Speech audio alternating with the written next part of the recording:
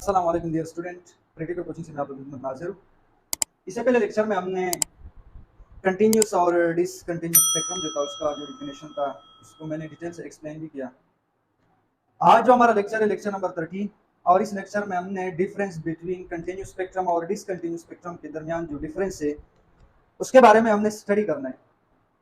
तो सबसे पहले जो आपके पास पॉइंट्स है, नंबर 1 पे चाहे किसी भी टॉपिक्स के दरमियान जब डिफरेंस बिटवीन आता है तो सबसे पहले आपने करना है कि उसका डिफिनेशन लिखना है। तो कंटिन्यूस डिसकंटिन्यूस का जो डिफिनेशन था इससे पहले लेक्चर में वहां पे भी मैंने बोर्ड के ऊपर मैंने लिखा था, ठीक है। आज दोबारा मैंने यहाँ पे लिखा है, ठीक है। तो कंटिन्यूस स्पेक्ट्रम का जो डिफिनेशन है वो क्या है? The spectrum in which individual component colour are separate from each other by clear cut boundary. अच्छा, यहाँ पे आपके पास क्या होता है? आर नॉट सेपरेट, ठीक है। यहाँ पे सिर्फ आपने are not separate from each other by clear cut boundary. यहाँ पे जो कलर होते हैं एक दूसरे से वो क्लियर कट बाउंड्री के थ्रू सेपरेट नहीं होते बल्कि आपस में एक दूसरे के ऊपर और लेप करते हैं, ठीक है। यानी आप कलर जो है कलर पहचान नहीं सकते हो कि इस कलर का जो बाउंड्री है वो यहां से यहां तक है, ठीक है। और डिसकंटिन्यूस स्पेक्ट्रम में क्या होता है कि इस नॉट को सिर्फ आपने क्या करना है, इसको हटाना है। The spectrum in which individual component colour are separate from each other by clear cut boundary. Discontinuous में क्या होता है कि वहां पे जो कलर होते हैं, कलर ऑफ कंपोनेंट जो होते हैं वो एक दूसरे से सेपरेट होते हैं एक क्लियर कट बाउंड्री से। आपको नजर आ वहां पे आपको नजर आता है और आप उसका पहचान भी कर सकते हो कि ये जो कलर है ये यहां से स्टार्ट है यहां तक, ठीक है। कलर का पहचान भी आप कर सकते हो, कलर का जो बाउंड्री है वो आप मालूम कर सकते हो कि यहां से यहां तक है। तो ये डिसकंटिन्यूस स्पेक्ट्रम का डेफिनेशन था। सिर्फ आपने करना क्या, यहाँ पे नॉट है, यहां से आपने इस नॉट को हटाना है, बाकी यही डिफिनेशन है, ठीक है। दूसरे नंबर पे आपके पास एग्जांपल क्या है? नंबर 1 एग्जांपल रेनबो विबग्यो जो आपके पास बना हुआ था, जो कि मैंने लाइट को प्रिज्म के थ्रू पास किया था और वहां पे मैंने आपको एक डायग्राम के थ्रू बोर्ड के एक साइड पे मैंने आपको बताया कि ये आपके पास प्रिज्म से जब व्हाइट लाइट पास करते हो तो ऐसे इमेज आपके पास बनता है, ठीक है।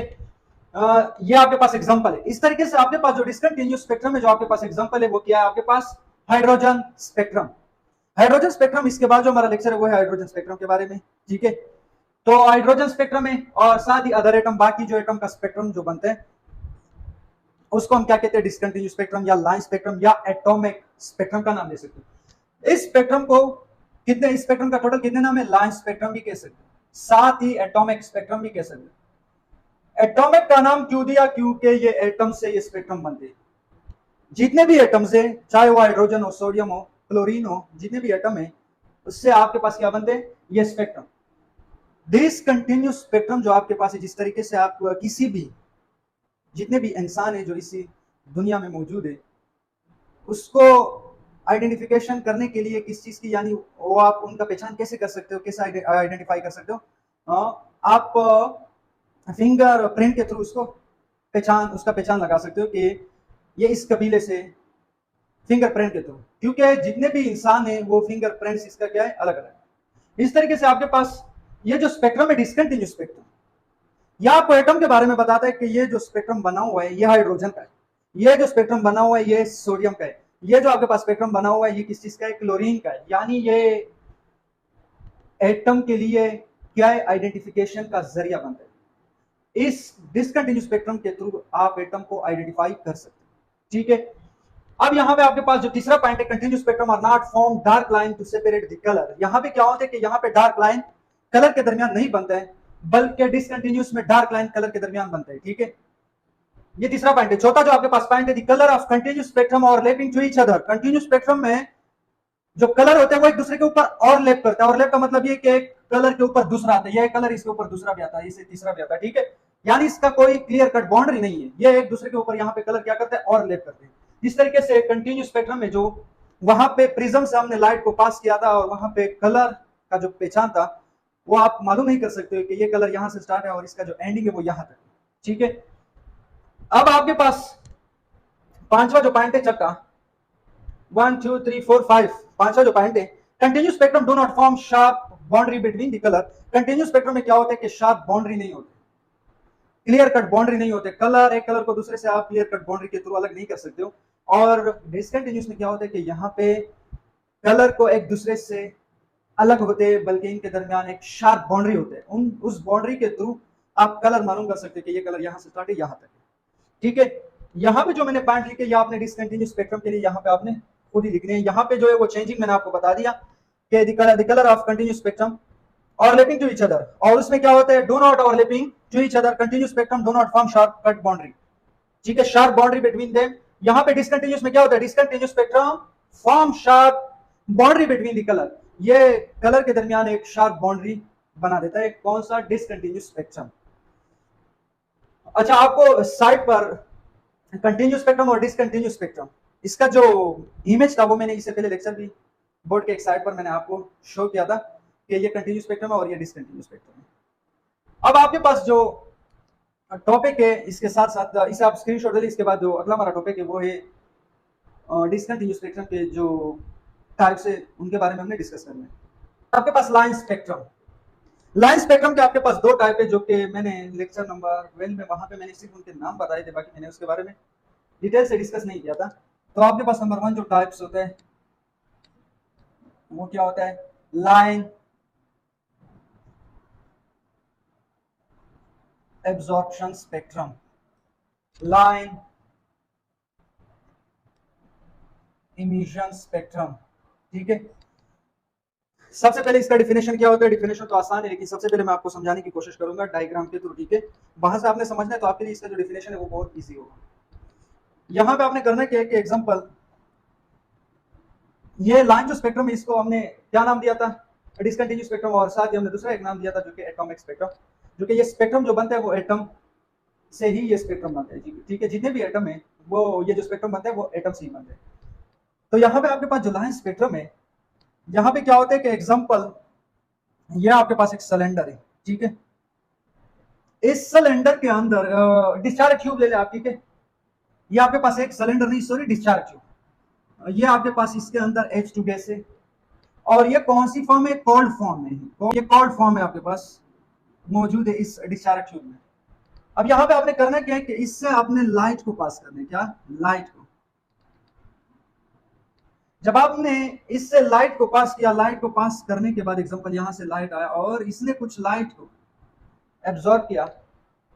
लाइट को क्यों एब्जॉर्ब किया, क्योंकि ये कोल्ड फॉर्म में था, इसके पास एनर्जी कम थी, कम होने की वजह से इसने एनर्जी को एब्जॉर्ब किया, ठीक है। तो ये आपके पास क्या हुआ कि ये कोल्ड फॉर्म में ये हाइड्रोजन जो गैस था इसने कुछ एनर्जी को एब्जॉर्ब किया। एब्जॉर्ब करने के बाद यहाँ पे हमने एक स्पेक्ट्रोमीटर का मतलब आपके पास एग्जांपल ये एक डिवाइस है जिसके थ्रू आप ये जो स्पेक्ट्रल लाइंस है ये आप क्या कर सकते हो, इसके थ्रू आप डिडक्ट कर सकते हो। इस स्पेक्ट्रोमीटर के अंदर जब हमने और ये जो स्पेक्ट्रम बना था, ये जब हमने देखा, देखने के बाद स्पेक्ट्रम कुछ इस तरीके से था, ठीक है, ऐसे बना हुआ था। अब यहाँ पे क्या होता है कि एग्जांपल इसने एनर्जी को एब्जॉर्ब किया, ये जो बॉक्स है, ये बॉक्स, इसको बैंड्स कहते हैं, बैंड्स, और ये जो लाइन है दरमियान में इसको डार्क नहीं, सॉरी, इसको लाइन कहते हैं, सिर्फ लाइन। ये बैंड्स है और ये लाइन है, ठीक है। अब यहाँ पे क्या होता है कि लाइन एब्जॉर्प्शन स्पेक्ट्रम में क्या होता है कि ये जब आपने स्पेक्ट्रोमीटर में देखा, ये जो आपके पास ये जो बॉक्स है, ये जो बैंड्स है, ये ब्राइट थे, ये कैसे थे, ब्राइट, और ये जो लाइन थे ये डार्क थे। ये ब्राइट इसलिए थे क्योंकि इसने एनर्जी को एब्जॉर्ब किया, एब्जॉर्ब करने की वजह से ये जो बैंड्स थे ये डार्क थे, और ये जो आपके पास लाइन थे, सॉरी, ये बैंड्स ब्राइट थे और लाइन जो आपके पास थे ये डार्क थे। अब इसमें क्या होता है, लाइन इमिशन स्पेक्ट्रम में इसमें यह होता है कि एग्जांपल यहाँ पे भी आपके पास क्या है, ये डिस्चार्ज ट्यूब है आपके पास, ठीक है, और यहाँ पे आपने पॉजिटिव और नेगेटिव, यानी बैटरी से आपने, बैटरी के टर्मिनल से यहाँ पे दो प्लेट लगाए और वो बैटरी से आपने कनेक्ट किए, एक पॉजिटिव टर्मिनल से दूसरा नेगेटिव टर्मिनल से, और इसके अंदर भी हाइड्रोजन गैस था। आपने इस गैस को किसके थ्रू इसको हीट किया, ये जो आपके पास हॉट गैस है हाइड्रोजन, किसके थ्रू आपने इसको हीट किया, ये बैटरी के थ्रू। जब आपने इसको हीट किया तो यहाँ पे जो इलेक्ट्रॉन थे वो लोअर एनर्जी लेवल से, ठीक है, एनर्जी लेवल से वो अपर एनर्जी लेवल पे जंप करते हैं। जंप क्यों करते हैं, क्योंकि इसने एनर्जी को क्या क्या पहले एब्जॉर्ब किया, एब्जॉर्ब करने के बाद ये फिर, क्योंकि वहां पे जब इसने इस शेल से यहां से इसने यहाँ पे जब जंप किया तो ये यहाँ कुछ वक्त के लिए रह सकते हैं, फिर ये दोबारा यहाँ पे आता है, ठीक है। क्यों, क्योंकि ये न्यूक्लियस से दूर है, अनस्टेबल है, ये अपने आप को स्टेबल करने के लिए यहाँ पे ये फिर दोबारा जंप करते हैं, क्योंकि ये इसका ग्राउंड स्टेट है, ये एक्साइटेड स्टेट है। हमेशा इलेक्ट्रॉन ग्राउंड स्टेट से एक्साइटेड स्टेट में जब भी चला जाता है तो वो कुछ वक्त के लिए वहां पे होता है और फिर वो वापस अपनी ग्राउंड स्टेट में आता है, ठीक है। तो यहां से इसने जो पहले एनर्जी अब्सॉर्ब किया, यहां से यहां पे ये इलेक्ट्रॉन आया, ये दोबारा यहां पे आएगा, जब यहां पे आएगा तो ये एनर्जी क्या होगा, रिलीज होगा, एमिशन होगा। एमिशन क्यों होगा, क्योंकि इसने जो एनर्जी यहाँ पे इसके लिए 10 जूल, इसके लिए 5, इसने 5 जूल एनर्जी को पहले एब्जॉर्ब किया और फिर रिलीज किया। एब्जॉर्ब कहां से किया, क्योंकि इसको हमने हीट किया था, किसके थ्रू, बैटरी के थ्रू, ठीक है।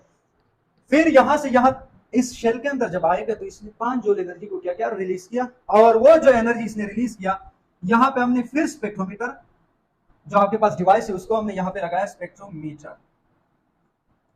ये एक डिवाइस है और इस डिवाइस के थ्रू इस स्पेक्ट्रम को दोबारा हमने डिडक्ट किया। डिडक्ट करने के बाद यहाँ पे भी जो पहले की तरह स्पेक्ट्रम हमें दिखाई दिया था, ठीक है, हमने यहाँ पे जो हमने देखा था वहां पे भी बिल्कुल ऐसे बना, लेकिन फर्क यह था, फर्क यह था कि ये जो बॉक्स है इसमें ब्राइट था और इसमें आपके पास क्या है, डार्क।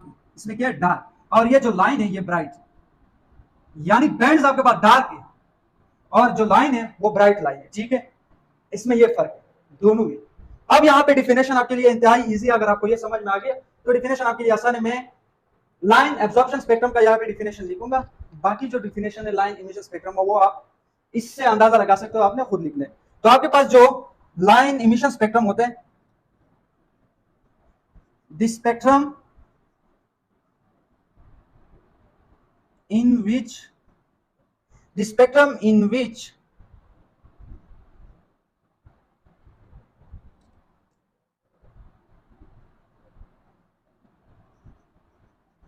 dark lines separate